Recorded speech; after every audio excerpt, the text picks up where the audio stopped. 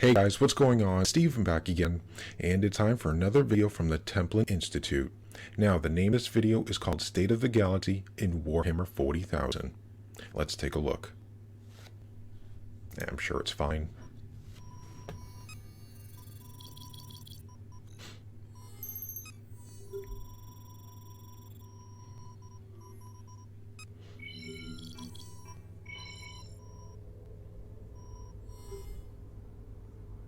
For more than 100 centuries, the Emperor has sat immobile on the golden throne of Earth.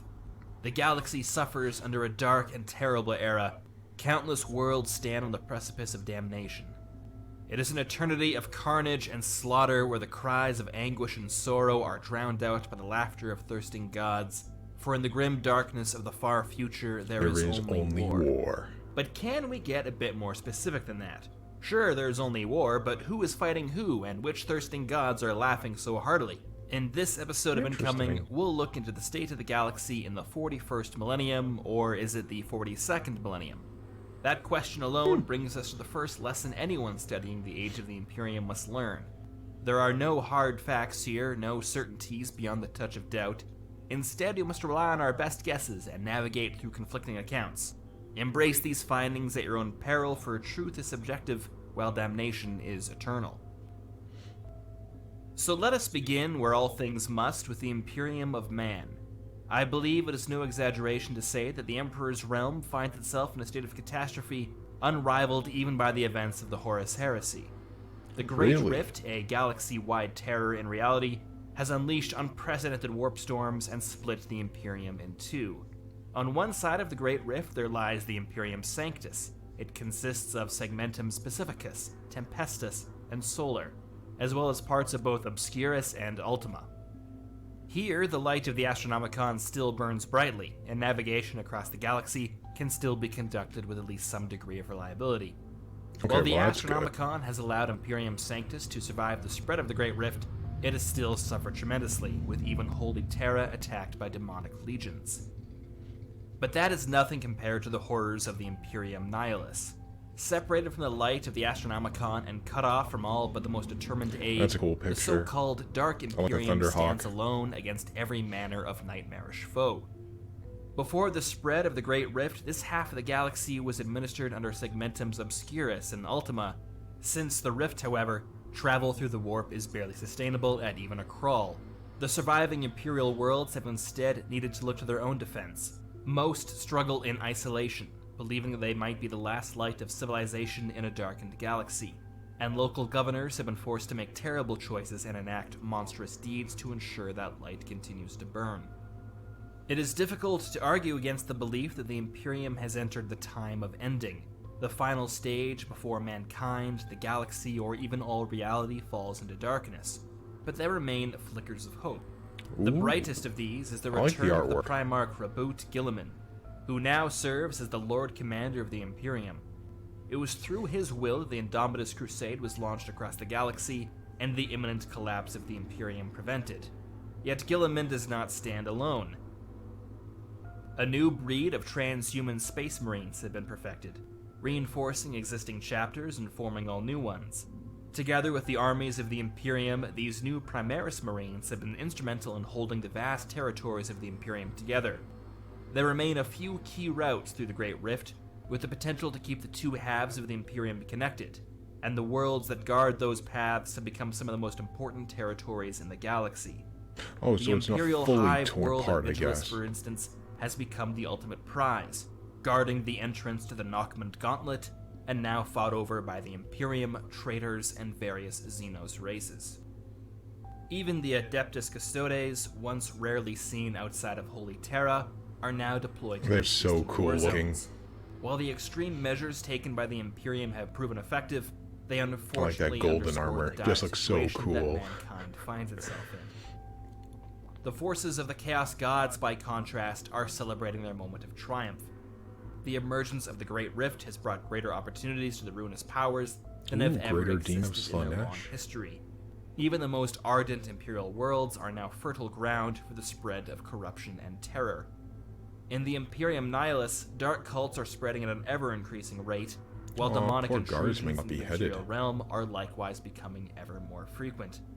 The greatest symbol of their ascendancy, however, is the shattered realm of Cadia, once the linchpin of Imperial defenses and now the center of a burgeoning Chaos Empire.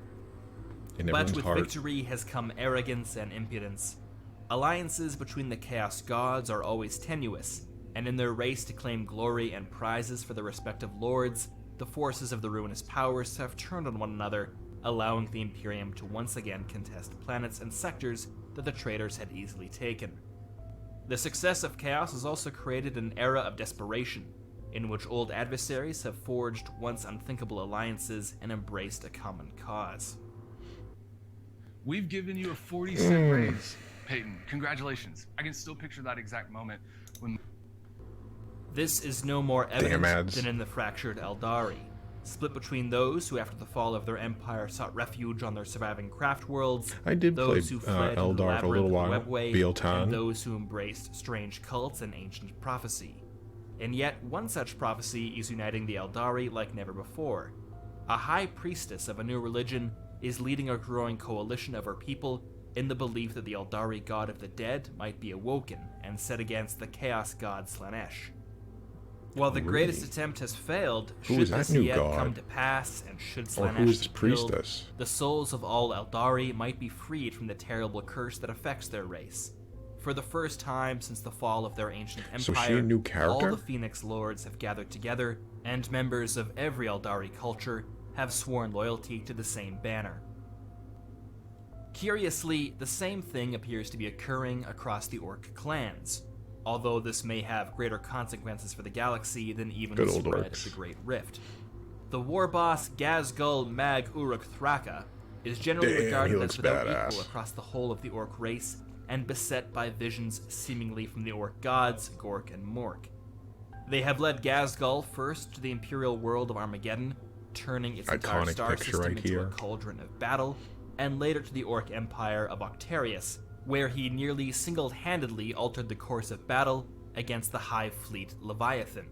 Gazgul's feats of battle have turned him into a living psychic beacon, and he is drawing orcs in their trillions from every corner of the galaxy. It is rumored he now stands at the head of over 5 million warships, and leading them into the very heart of the Imperium. While the victory at Octarius cemented Gazgul's status among the orcs, it was disastrous for the Tyranid hive mind. Only a select few of the hive fleets have entered the galaxy so far, but their defeat at Octarius, Baal, and elsewhere, combined with the spread of the Great Rift, is denying the Tyranids the precious biomass that sustains them. If the galaxy is swallowed into a rolling tide of madness, the hive mind will need to look elsewhere for biomass. How small a bloodthirster having already endured such a long journey, it is doubtful it could survive. Yet the Tyranids excel at adapting to changing circumstances, and already new organisms and hunting patterns have been developed. And while the Great Rift does not benefit the Tyranid swarms in the long term, its spread has unleashed the potential of the Gene Stealer cults. Secret societies who worship the hive mind have found greater success as the Imperium's attention has turned elsewhere, and if the Tyranids can move swiftly, the Great Rift need not be a major obstacle. For the Tau Empire, by comparison, the Great Rift has barely been a hindrance. Lacking a meaningful psychic presence in the warp and unable to use it to travel, the Tau have been forced to adopt slower yet more reliable methods that remain unaffected. Their history is marked by a series of aggressive campaigns of expansion to establish new spheres of influence, and the fifth sphere is bloodied but relatively intact. An assault by the Nurgle sworn forces of the Death Guard threatened to turn the Tau's newest realm into one of pestilence and slaughter, but through great cost, this fate has been averted. Yet the success of the fifth sphere was paid for in the suffering and loss of the fourth, and its few survivors tell that the greater good itself saved them from annihilation, taking the form of a multi-limbed figure adorned with an impassive mask. Whether the Tau have finally managed to influence the realm of the warp, or some strange deception is being played across their race, remains unknown. This box is called Forge. I've had a lot of people comment, where did you get that knife on Instagram? Well, I got it from Bespoke Post. The last and possibly greatest power in the galaxy has yet to fully reveal itself. There we go. But the spread of the Great Rift may have forced the hand of its last king. The Necron dynasties have awakened in fitful starts, with most still really dormant, wish I but played with the Necrons. return of their silent so king, kicking myself I the never process did. has been accelerated. The spread of chaos across the galaxy and the arrival of the Tyranid hive fleets threatens the future of the Necrons in a way different from all other races, stealing from them the chance to return to mortal form. But perhaps more so than any other race, the Necrons have the power to overwhelm the chaotic energies of the warp, and they have Really? already established a so-called pariah nexus, free from the influence of the imperium. Interesting. If this zone can be expanded across the galaxy, the ruinous powers will wither and die, and the mortal like races overpower the cast into chaos- madness before being harvested. Chaos powers? If this is indeed the time of ending, then attempting to predict where things will go from here can only lead to madness. Nevertheless, I am of the opinion that even the return of Gilliman and the mobilization of Primaris Space Marines is not enough to prevent the collapse of the Imperium.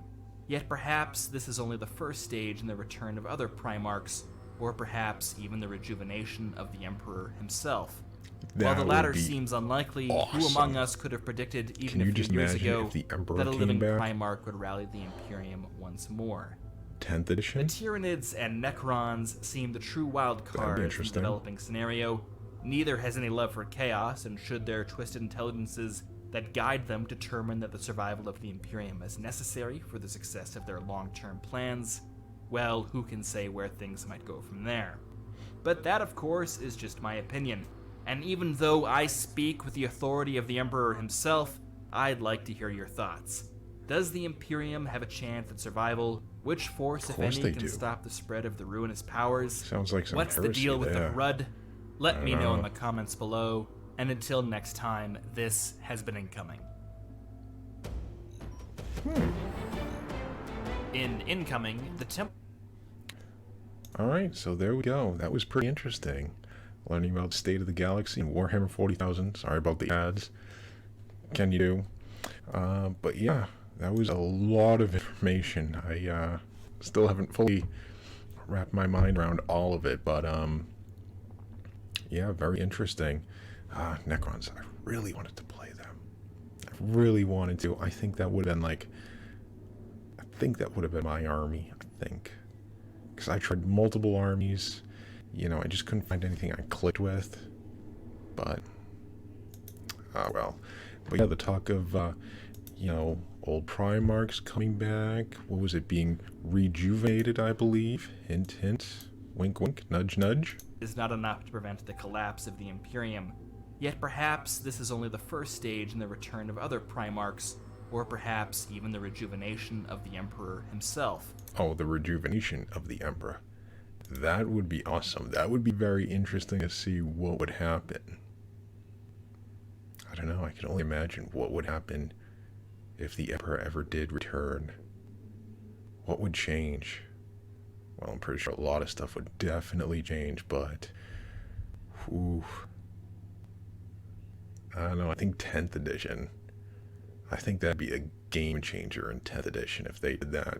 Since what, we got 9th edition, and what, the Silent King returns. I don't know too much about Necron lore and stuff like that, unfortunately. I believe they actually did a video on Necrons, Necron Dynasty, so that'd be pretty interesting to check that out. But yeah, since the Silent King has returned for 9th edition, yeah, I don't know, how cool would that be to see the Emperor come back in 10th edition? You know, kind of like 10 years type of thing, even though it's been longer than that. But still, you know, 10th, you know, nice round number and stuff like that. I think that'd be really cool to see the Emperor somehow return.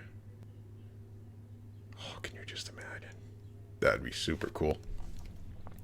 But yeah, pretty interesting stuff. Unfortunately, I still can't, you know, a lot of information just kind of all piled on, so it's kind of like I'm still like, I don't really know what I absorbed and stuff like that. You know, I absorbed a little, but it was just like, unfortunately, so much stuff all at once.